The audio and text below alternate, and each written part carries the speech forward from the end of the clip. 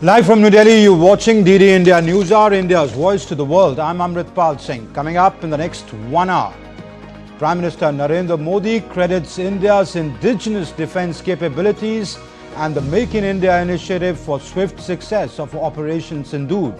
Asserts that the entire world witnessed this new face of new India. Netanyahu defends his decision to take control of the Gaza city, citing Hamas's refusal to lay down arms. Calls it the best way to end the war. This even as the UN Security Council holds an emergency session on the issue.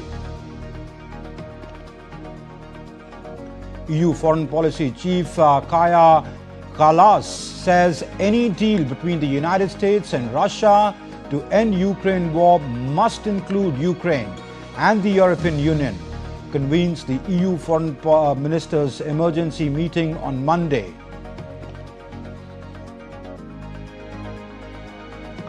Wildfires rage across southern Europe amid record temperatures. Italy's Mount Vesuvius closed to tourists.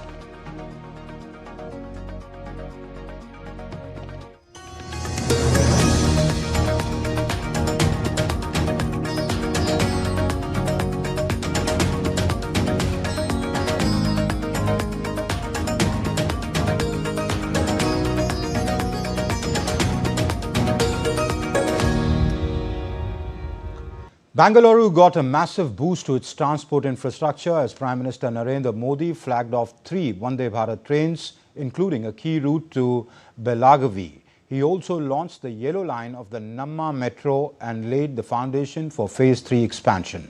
These developments promise faster, smarter travel, transforming mobility for lakhs across Karnataka and easing the city congestion.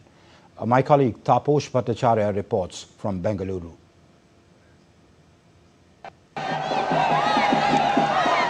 Bengaluru in Indian state of Karnataka witnessed a mega boost to its transport network on Sunday as Prime Minister Narendra Modi flagged off 3 Vande Bharat Express trains, including Bengaluru to Belagavi.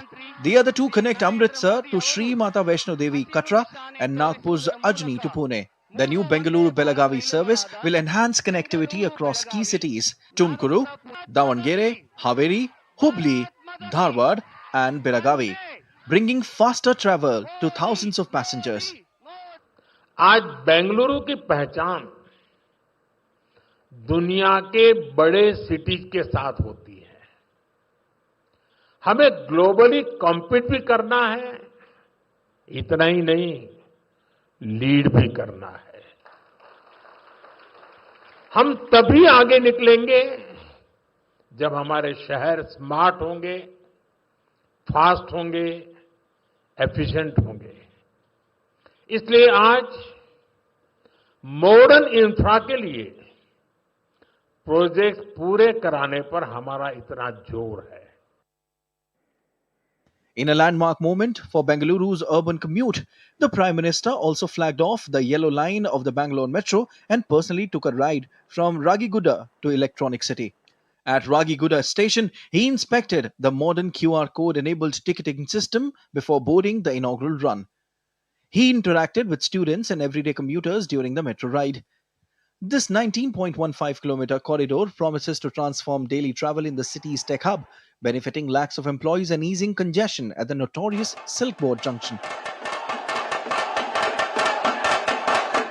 आज भारत दुनिया की fastest growing major economy है। पिछले 11 years में हमारी economy 10वें number से top 5 में पहुंच गई। हम बहुत तेजी से टॉप 3 इकोनॉमी बनने की ओर आगे बढ़ रहे हैं। ये स्पीड हमें कैसे मिली है? ये स्पीड हमें रिफॉर्म, परफॉर्म, ट्रांसफॉर्म की स्पिरिट से मिली है। ये स्पीड हमें साफ नीयत और ईमानदार प्रयासों से मिली है। आप याद करिए 2014 में मेट्रो सिर्फ 5 शहरों तक सीमित थी, 5 cities। अब 24 cities में 1000 किलोमीटर से ज्यादा मेट्रो नेटवर्क है। भारत अब दुनिया का तीसरा सबसे बड़ा मेट्रो नेटवर्क वाला देश बन गया है। The day's agenda didn't stop there. PM Modi laid the foundation stone for the ambitious Bangalore Metro Phase 3. Valued at over rupees 15,610 crore, the project will add more than 44 kilometers of metro lines and 31 elevated stations to the city's network. With high-speed rail and expanded metro, Bengaluru's journey towards faster, smarter and greener travel has taken a major leap forward. From high-speed rails to metro milestones, today's launch marks a new chapter in Bengaluru's commute, with Prime Minister himself sharing the journey with the people. With Prasar Kashyap and Monty Singh, this is Taposh Bhattacharya for DD India from Bengaluru. And after flagging off the trains, the Prime Minister shared a post on X. He wrote, and I quote, "Delighted to flag off the following Vande Bharat trains today during the program in Bengaluru to Belagavi, Amritsar to Shri Mata Vaishno Devi Katra, Nagpur to Pune. These trains will boost tourism, commerce and connectivity." And later at the International Institute of Information Technology in Bengaluru, students were left inspired after an interaction with the Prime Minister. Many said they now feel even more determined to make a difference to the country and contribute to Make in India. DD India's Taposh Bhattacharya caught up with some of them. Here's what they had to say. Listen in. I have with me the new age people here from Bangalore, and they are here at the IIIT. You guys have been here, you heard the Prime Minister. What were the major takeaways that you thought that, Prime Minister spoke? He mentioned the fact that, Karnataka has to lead from the front for the new vision of India. He mentioned that Bangalore is leading in tech, and I think it's the students like us who need to take responsibility and advance it even further so that India moves ahead when it comes to global tech. Right. You mentioned the fact that, new vision, you guys are from the IIIT students working here, you'll be, leading from the front. What are the things that actually appeal to you? So the major thing that appeals to us is the AI, and AI in defense, actually, the BrahMos missile and all, and the new metro stations and metro trains that connects actually the whole of Bangalore. How do you find that, that particular speech? So the most important takeaway, as you said, that the software needs to be made in India. So right now we are all in the process of making software. So that would be a biggest takeaway for us, that even women could come forward because it is going to be in India. So we can work in India and make new softwares. They are going to lead, and Prime Minister Modi's vision, they believe that it is high time that they take it up and make India Atmanirbhar in every aspect. With Prasar Kashyap, this is Taposh Bhattacharya for DD India from Bangalore. India's lighting anti-terror strike Operation Sindoor is once again making headlines. From the Prime Minister to the top military brass, everyone is calling it a masterclass in warcraft and homegrown firepower. Take a look at this report. India's anti-terror blitz, Operation Sindoor, is back in the spotlight, with Prime Minister Narendra Modi asserting that with the success of this operation, the entire world has witnessed this new face of New India. Prime Minister Narendra Modi credited the swift success of Operation Sindoor to the power of technology and the Make in India defense push. Operation Sindoor में भारतीय सेनाओं की सफलता सीमा पार कई kilometre भीतर आतंकवादी ठिकानों को नेस्त नाबूद करने की ताकत और आतंकवादियों के बचाव में उतरे पाकिस्तान को कुछ ही घंटों में घुटनों पर लाने की हमारी क्षमता पूरी दुनिया ने नए भारत के इस स्वरूप के दर्शन किए। India's Defence Minister Rajnath Singh echoed the praise, calling the mission a proof of India's might to crush its enemies. Pahalgam में कुछ आतंकवादियों ने आकर हमारे वहां पर्यटन के लिए गए कुछ निर्दोष नागरिकों की निर्मम हत्या कर दी थी। मेरे बहनों भाइयों, उन्होंने मान लिया था कि भारत शांत होकर बैठ जाएगा। हमारे प्रधानमंत्री जी का संकल्प था, हम लोगों ने तय किया हम इसका मुंहतोड़ जवाब देंगे।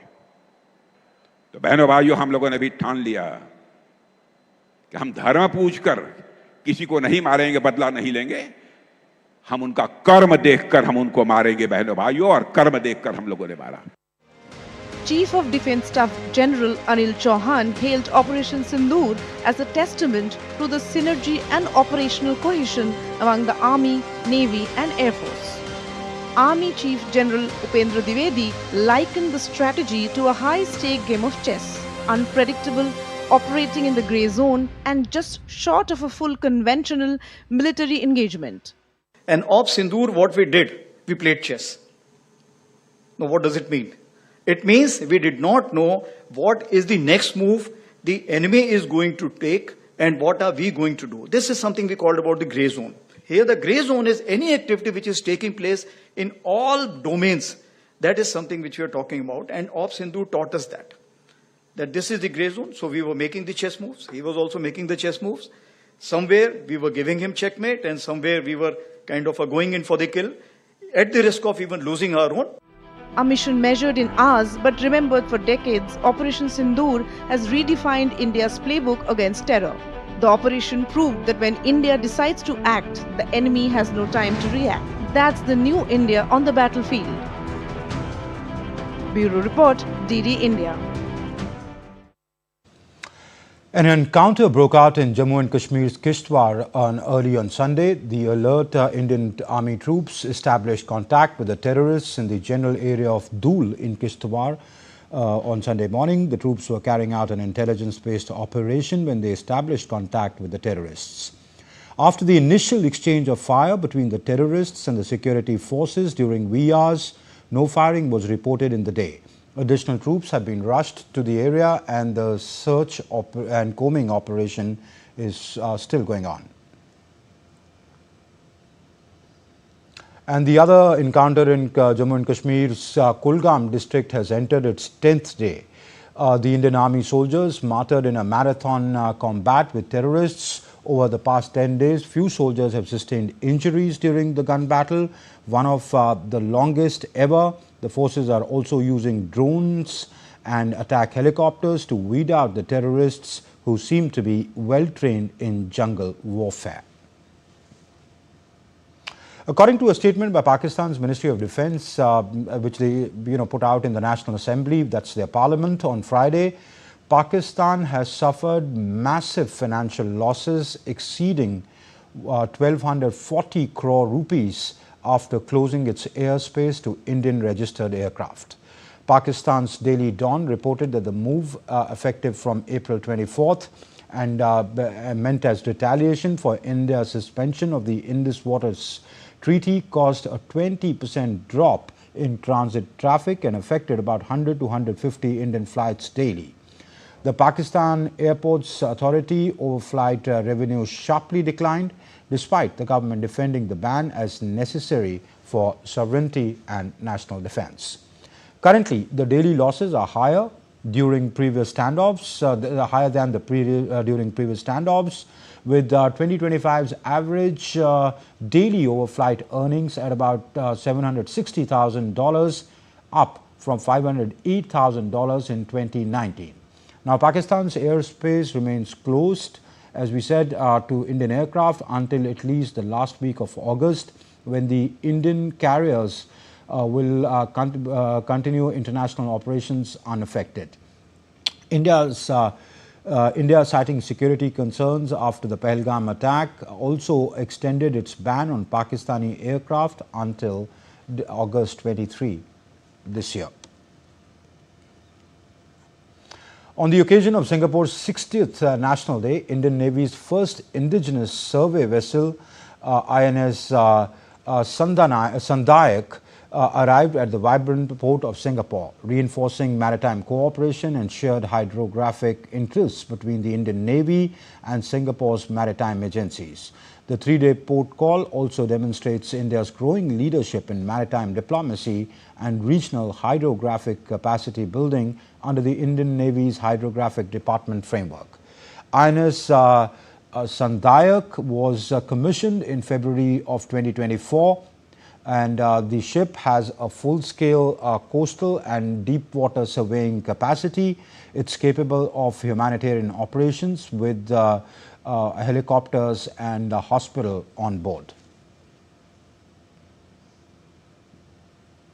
Still to come up on DD India NewsHour, Iran threatens to block the Trump route for international peace and prosperity corridor in Armenia. Venezuelan parliament backs President Nicolas Maduro, rejecting the U.S. bounty on him. Internet shutdown in Balochistan of Pakistan disrupts online services, businesses and media reporting.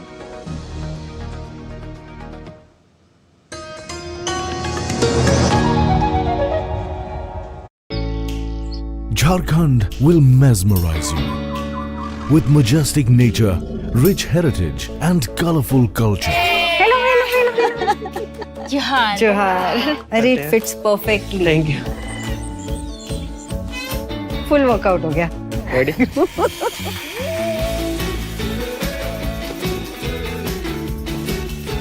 Postcards from Jharkhand on National Geographic.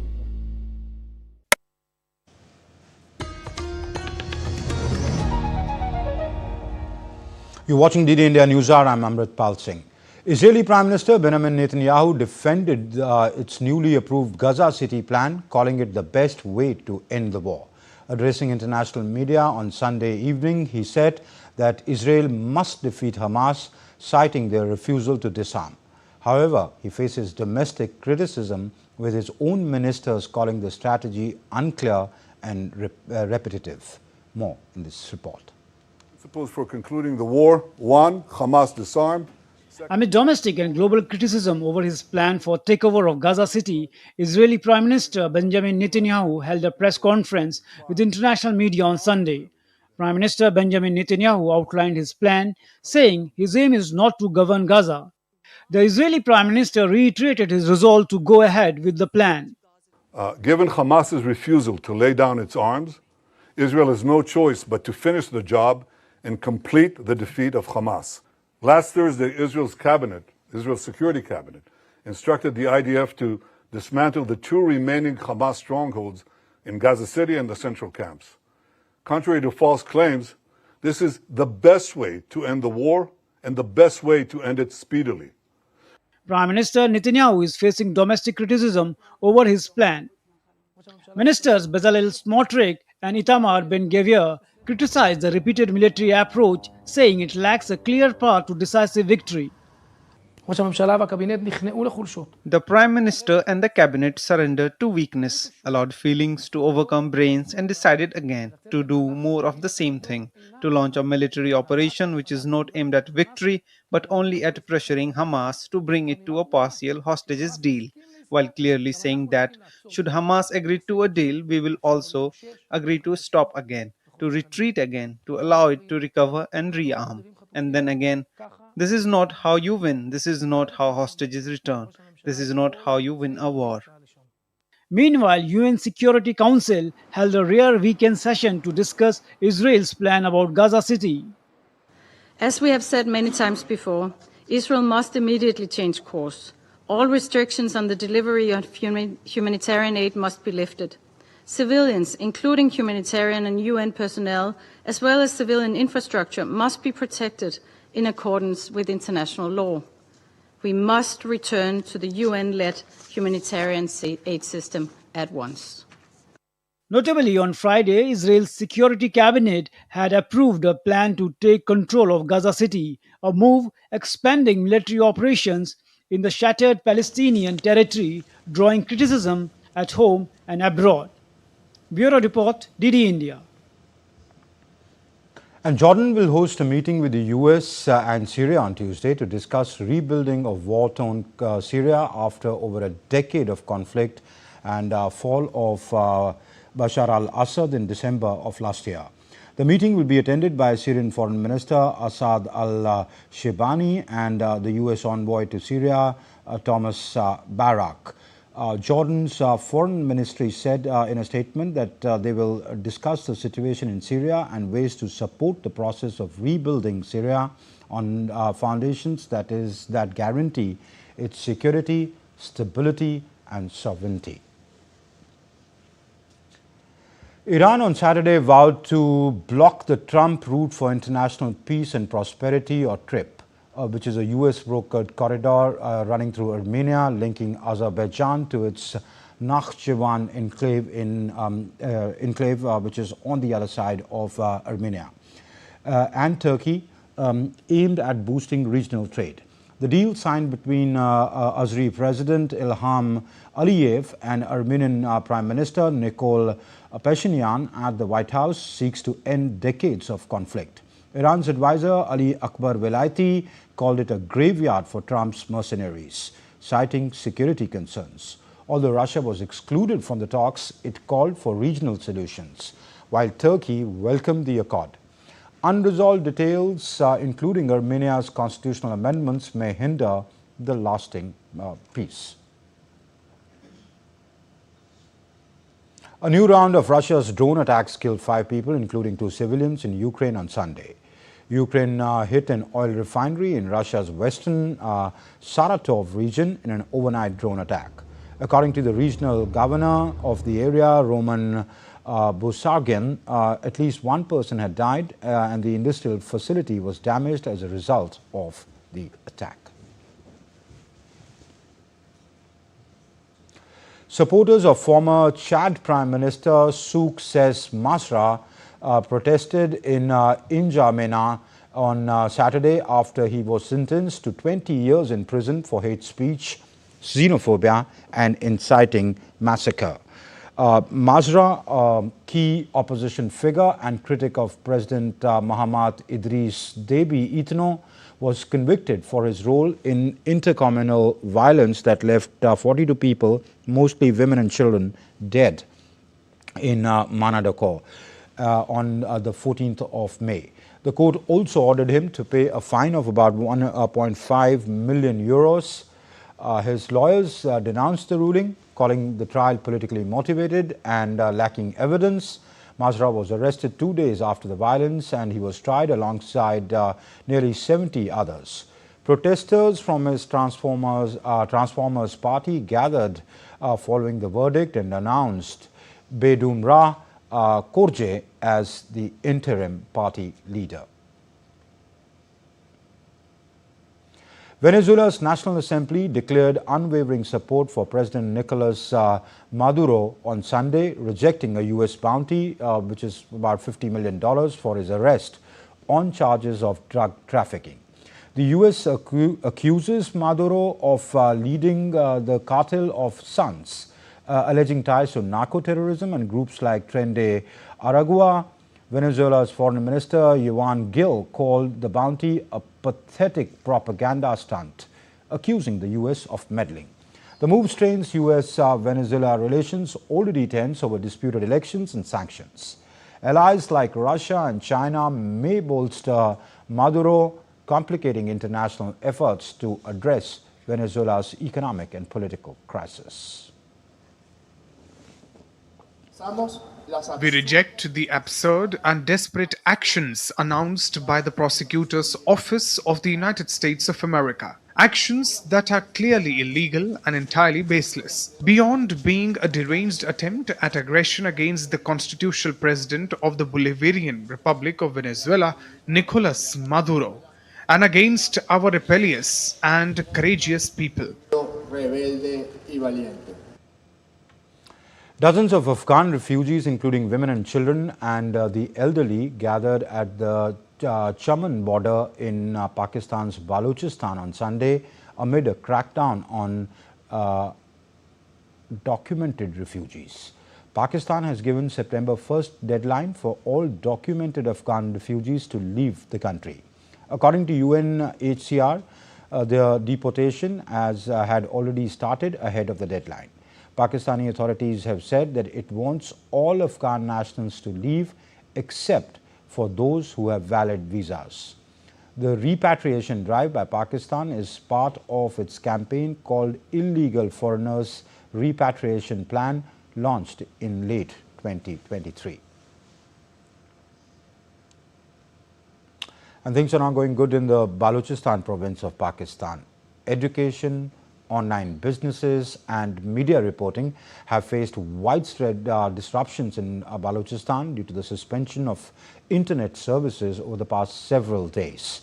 The provincial government has suspended internet services across Balochistan until 31st of this month, aiming to block communications among separatist insurgents responsible for a surge in attacks on the security forces. This move has severely impacted education, online businesses, media reporting, and daily life. Students, especially in the rural areas, are unable to attend online classes, while freelancers and entrepreneurs in cities like Quetta, Turbat, Khozdar, and Panjgur report significant losses. Journalists and human rights groups have criticized the shutdown, calling it a violation of rights and press freedom. The decision comes as separatist militants intensify attacks, prompting military operations in the mineral-rich region.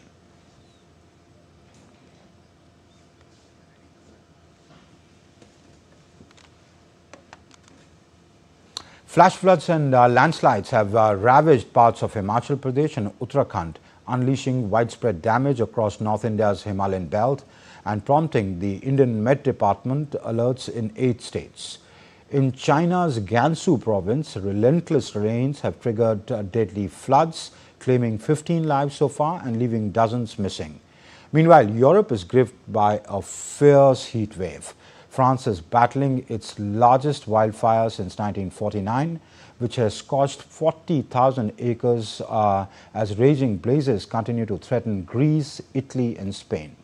DD India's Nishchoy Roy has more.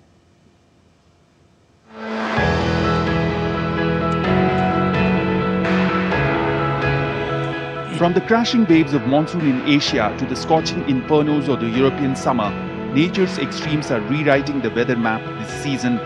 India's northern parts reel under relentless rains, China battles deadly floods, and Europe grapples with raging wildfires. In India, monsoon rains continue to lash large swaths of the north. Himachal Pradesh is among the hardest hit, with Mandi district bearing the brunt of multiple cloudbursts, flash floods and landslides. After flash flood triggered devastation in Uttarakhand's Dharali village, government announced immediate assistance of 5 lakh rupees each for families who lost their homes, alongside a 3-member committee for rehabilitation and sustainable livelihood revival. In China's Gansu province, mountain torrents triggered by heavy rains left at least 15 people dead, with dozens missing. Rescue teams fanned out across multiple regions as authorities brace for more extreme weather in the coming days. Europe is being scorched by yet another August heat wave. Greece is battling blazes from Athens to ancient Olympia, while Italy fights to contain flames in Vesuvius National Park. France has seen its largest wildfire since 1949, tearing through 40,000 hectares of Ord, claiming a life and injuring firefighters and civilians alike. Spain too is on high alert, with military emergency units joining efforts to douse flames that have forced evacuations and ravaged hundreds of hectares of land. Luckily, I live at a house in the outskirts of Madrid, but anyways, you can feel the heat. I've got a pool, so I can get in and out, but it's true that the temperatures have increased between 3 or 4 degrees from the last year. Scientists warn that these once-in-a-century events are becoming disturbingly routine, a sign that adopting to a changing climate is no longer a choice but an urgent necessity. Nishchoy Roy's report for DD India. And still to come up on DD India NewsHour, a discussion on Europe's firm stand for Ukraine ahead of the Putin-Trump talks scheduled for next week, with a special guest on the show.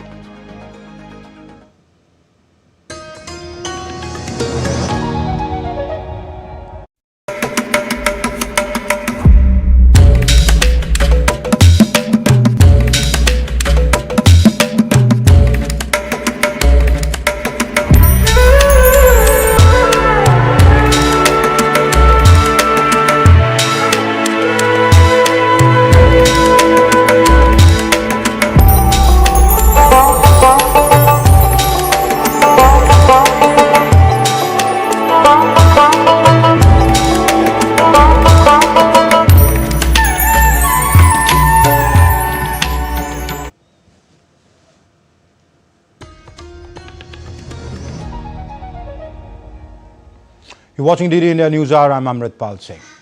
As the high-stakes Trump-Putin summit is set to take place in Alaska, with global eyes set on U.S. efforts to end Ukraine's war, pressure mounts to include President Zelensky, and the European Union stresses that diplomacy alone isn't enough.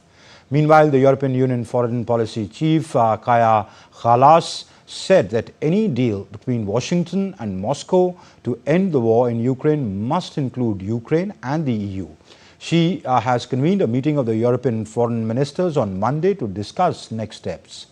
Mohammad Absarul Hassan tells us the story.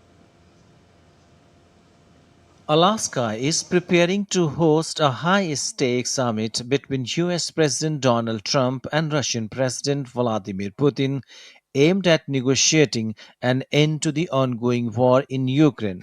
But EU countries are pushing for a broader trilateral format, urging the inclusion of Ukrainian President Volodymyr Zelensky in the talks. European leaders, including those from Britain, France, Germany, Italy, Poland, and Finland, as well as European Commission President Ursula von der Leyen, welcomed the proposed summit but emphasized that the diplomacy alone is not enough. In a joint statement, they insisted on maintaining pressure on Moscow to ensure the protection of both Ukrainian and European security interests. Meanwhile, top EU diplomat Kaja Kallas said that any deal between the United States and Russia to end the war in Ukraine must include Kyiv and the bloc, as she called for an emergency meeting of EU ministers. Responding to these calls, the White House said President Trump is open to a trilateral meeting with Putin and Zelensky, but for now, a bilateral summit remains scheduled at Putin's request. Meanwhile, US Vice President J.D. Vance met in London with UK Foreign Secretary David Lammy as well as Ukrainian and European officials. Discussions included Ukraine's security concerns with participants such as Andriy Yermak, head of Ukraine's presidential office, and Rostem Umerov, secretary of Ukraine's National Security and Defense Council. President Zelensky described recent security talks with allies in Britain as constructive, noting that Ukraine's concerns were acknowledged and seriously considered. There have been talks between security representatives of the United States and Europe, Ukraine, the United States, Vice President Vance, the UK, France, Germany, Italy, Finland, and Poland. The meeting was constructive. All our messages were conveyed. Our arguments are being heard. The risks are being taken into account. The path to peace for Ukraine must be determined together and only together with Ukraine. Ukraine has firmly stated that it will not surrender any territory captured by Russian forces since the war began in February 2022. Russia launched what it called a special military operation shortly after Ukraine expressed its intent to join NATO, triggering one of Europe's most devastating conflicts in decades. As Washington prepares for a possible turning point in US-Russia relations. The pressure is growing to ensure Ukraine has a direct seat at the table and that peace efforts do not come at the cost of its sovereignty. Mohammad Absarul Hassan reports for DD India. And to talk about that, I'm joined by SR Tayal. He's a former senior diplomat. Ambassador Tayal, always a pleasure to have you on the show. Thank you for taking our time. Why are the Europeans so worked up about this meeting between Trump and Putin? See, at present, till January this year, there were really three parties to the conflict. Ukraine, Russia, and Europe and United States together. I will not say NATO because NATO as a formal body did not So that makes it 4 parties. But now there are 4 parties. Okay. So European countries again and again, they see Russia as a existential threat, rightly or wrongly. And they want that the so-called advance of Russia should be checked in Ukraine itself. So neither Ukraine nor the European countries backing Ukraine are willing to concede any territory to Russia, whether it is Crimea or even Donbass. So now what President Trump is trying to do, and his special envoy, Mr. Steve Witkoff, had a 3-hour meeting with President Putin, and after his return, Mr. Witkoff's return to Washington, this summit in Alaska on 15th of August has been announced.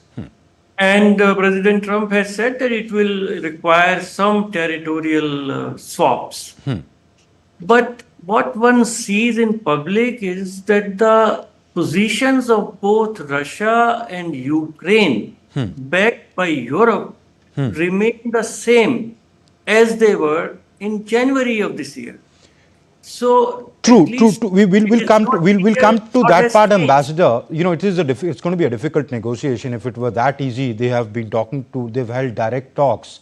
But nothing has come out of it because both remain fixed to their positions.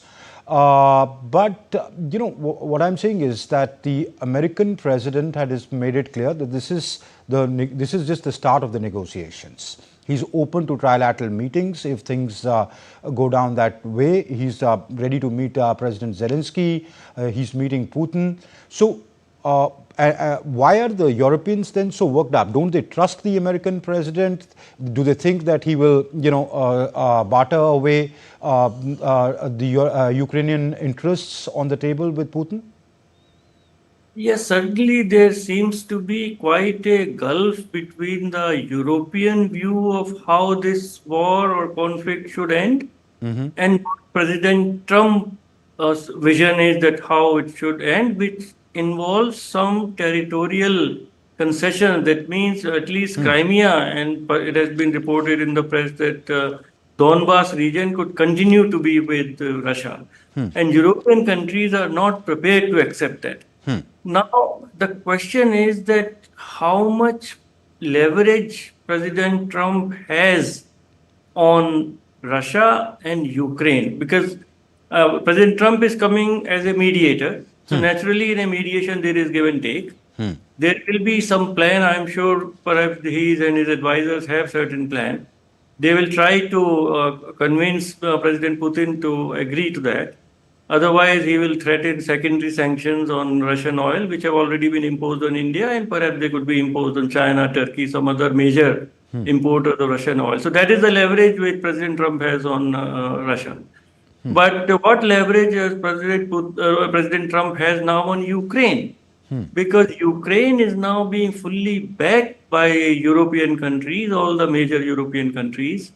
And President Trump has already pressurized European countries so much by way of the trade deal, then in NATO, 5% of investment of the GDP has to be spent on defense, that in my view, Europe will not cave in any further and they may stand their ground. So, yes, you are right. It will be start of the negotiations and the old positions will be restated. If President Zelensky is there, then what will be achieved? Nothing much will be achieved. Whatever is some kind of a outline of a possible agreement. Perhaps United States will first have to convince European countries that convince President Zelensky to accept it. Otherwise, you will stop supporting. So there are very many moving balls, and I agree with you. It is a start of negotiations. I'm not optimistic that some kind of even a contours of any agreement could emerge from this Alaska meeting. But some negotiating positions and some direction of future negotiations, some dates for future negotiations may be mentioned. But I remain pessimistic about a resolution of the problem in foreseeable future. Okay. Ambassador Tayal, let me read out what, that statement, the joint statement signed by France, Germany, Italy, Poland, Britain, Finland, and the European Commission Chief von der Leyen said.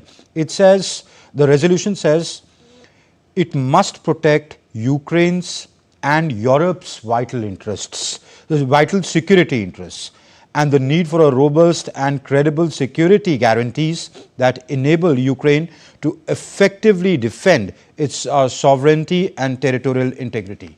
Looks like the Europeans are so convinced that if some give and take happens, as Donald Trump has suggested, that there will be some switching, some I'll try and get back from the Russians, but any ceding of territory is a threat to the security interests of Europe, because the Russians will then be sitting on their door. There are two issues. One is the territorial issue, that whether territory goes back to Russia, to Ukraine. I think that is a pie in the sky. That is not going to happen, that Crimea and Donbass, Russia will ever cede. Second part is the security guarantees and security assurances which the European countries have pointed out. Now, Russia, of course, has been demanding that Ukraine shall never become part of NATO, and even their rearmament. Russia has been demanding that there will not be any rearmament of Ukraine. That is not possible. But then, whether security guarantee will be given by some kind of an international force in that area, some kind of American security guarantees. So there is some scope for some kind of a compromise so that Ukraine does not become member of NATO, but there is some kind of a buffer or some kind of a force between Russia and rest of Europe. That is possible. But it will certainly require territorial concessions from Ukraine, which as of now, Ukraine and President Zelensky are not prepared to offer, and perhaps rightly so. So it will be start of some very complex negotiations.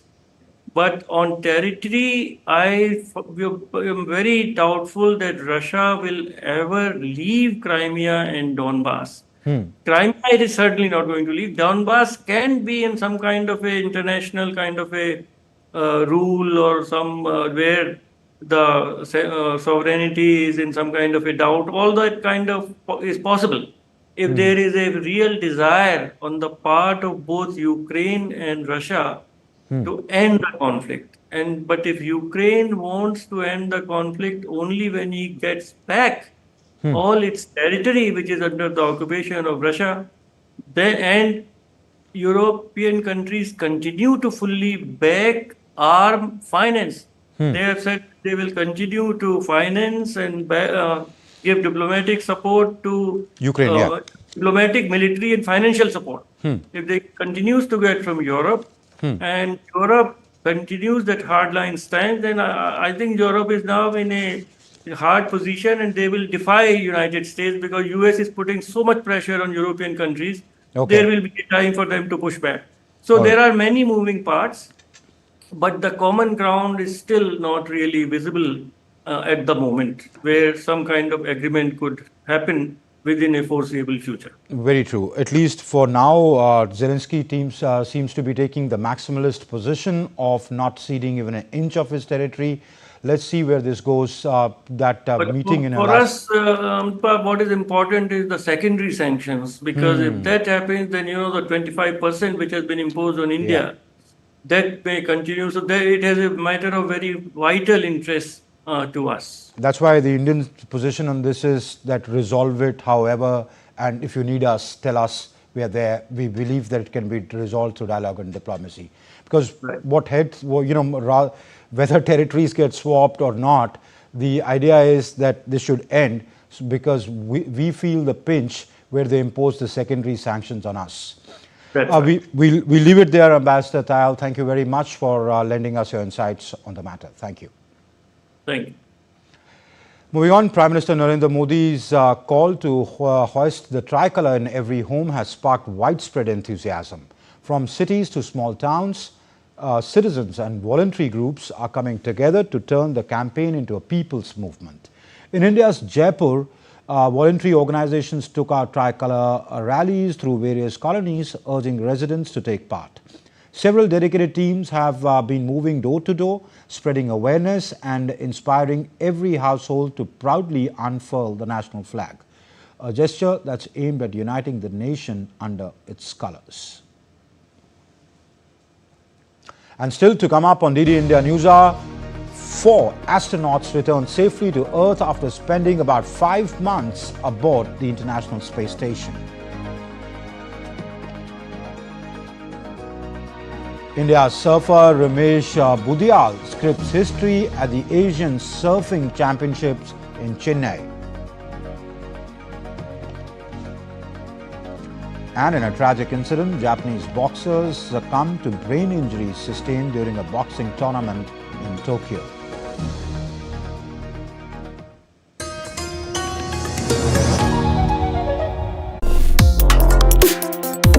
Complex issues, hidden agendas, twists and turns, strategic games. We think all dots are linked. We just need to connect them. Join me every week as I connect the dots to unravel hidden designs in statecraft, mysteries, and decode issues that matter to you. Watch Connecting the Dots with me at these times on DD India.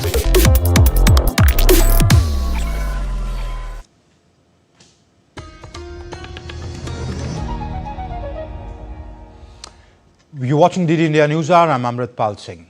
An international crew of 4 astronauts returned safely to Earth on Saturday after spending nearly 5 months aboard the International Space Station, landing in a SpaceX capsule off the coast of California. The spacecraft splashed down at 8:44 a.m. local time, marking the end of NASA's 10th crew rotation mission under its commercial crew program. After the splashdown, the capsule carrying U.S. astronauts Anne McClain and Nicole Ayers, Japan's Takuya Onishi and Russia's cosmonaut Kirill Peskov was retrieved by a SpaceX recovery vessel and hoisted aboard, allowing the astronauts to breathe Earth's air for the first time in months. The crew is now en route to Houston, where they will reunite with their families. While aboard the International Space Station, the astronauts conducted a range of scientific experiments, including research on plant growth, cellular responses to gravity, and the effects of microgravity on human vision. The traditional Gai Yatra festival was observed in Kathmandu Valley on Sunday, honoring those who passed away in the past year. Families dressed as cows paraded through Basantpur with music and dance, turning grief into a celebration of life.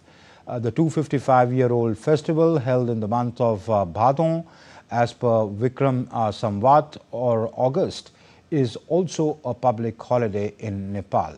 Thousands participated in the vibrant procession that continued till the evening. Time now for some sports news. Esports is on the rise in India. In recent years, the country has witnessed several high-profile tournaments drawing huge participation and fan following. This week, Noida became the epicenter of gaming action, hosting the grand finale. 32 top teams from across India battled it out, making it one of the season's biggest esports events. Already a part of the Asian Games and Khelo India Youth Games, esports in India is set for a bright future. A report by DD India correspondent Narayan Singh. Esports is witnessing a rapid rise in the popularity in India. Over the past few years, several major esports tournaments have been organized across the country, attracting massive participation and viewership. This week, Noida played host to one of the biggest events of the season, the E-Grand Finale. The high-energy competition brought together 32 top teams from across India, creating an electrifying atmosphere for fans and players alike. I think esports is still in growing phase in India, and the future is very bright, and it will grow in the times.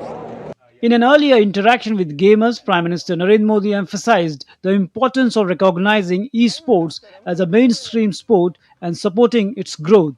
It's a big W move, and it's a very great push when the government is promoting and pushing the esports scenario and the gaming scenario. All the creators watching, all the gamers grinding, they get an inspiration, they get an instant push ki karna hai yaar. We need to grind and we need to show them what Indian gamers are and grow this industry all together. Lots of esports players, they are coming and they are growing so fast.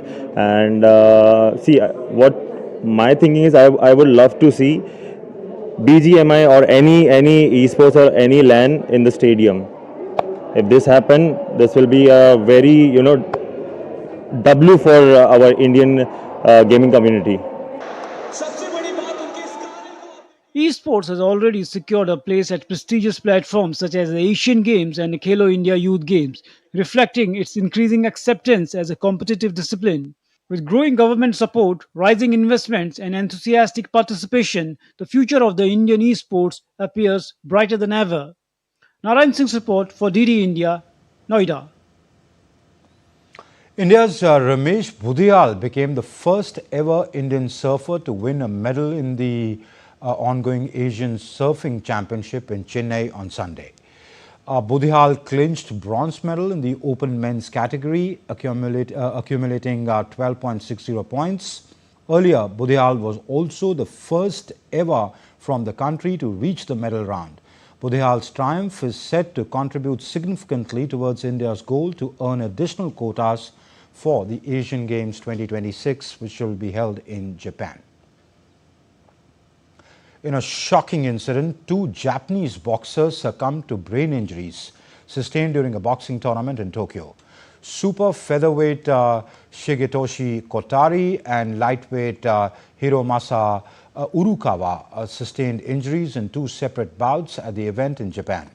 Both pugilists fought on the same card in Tokyo's Korakuen Hall on the 2nd of August. Both were later rushed to hospital where they had brain surgery. Following the event, the Japanese Boxing Commission announced all Oriental and Pacific Boxing Federation title bouts will now be 10 rounds instead of 12. Urukawa is the third high-profile boxer to die in 2025 after Irishman John Cooney passed away in February following a fight in Belfast. It's a Sunday in Chennai and the city is buzzing with excitement as chess enthusiasts gather for the Chennai Grandmasters tournament. Among the crowd is David McCracken, a visitor from California who's currently in Chennai on a business trip. Found himself drawn to the electrifying atmosphere of world-class chess. He spoke exclusively to DD India's Ritesh Ranjan, sharing his experience and the thrill of being a part of this grand event. Take a listen. Happening in Chennai, and today is Sunday and it's the fourth day the match is going on, and as it is a Sunday there is a lot of crowd, lot of people coming all over the city and outside city to enjoy the match. And we have a person, David, who is happened to be in Chennai and is a chess enthusiast. When he got to know that Chennai Grandmaster is happening in Chennai, so he came to see that, and he's here to talk about it, what he likes about chess.